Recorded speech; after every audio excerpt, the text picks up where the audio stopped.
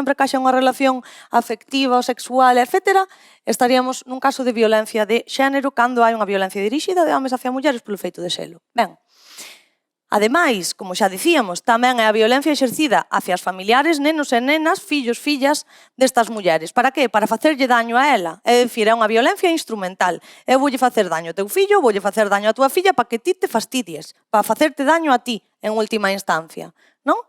Se nos vamos ás víctimas mortais por violencia de xénero, segundo grupos de idade, son datos do 2024, podemos ver máis ou menos os porcentaxes, non?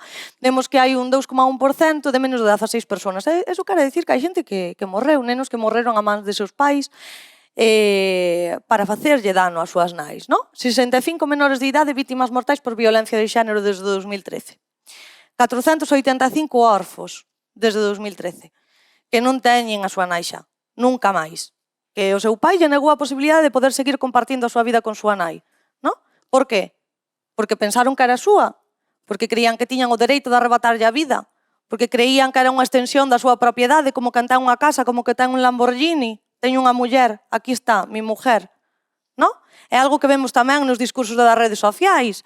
Cal é o máximo status que pode alcanzar ahora mesmo un home novo? Un Lamborghini, unha muller moi operada e moitos cartos.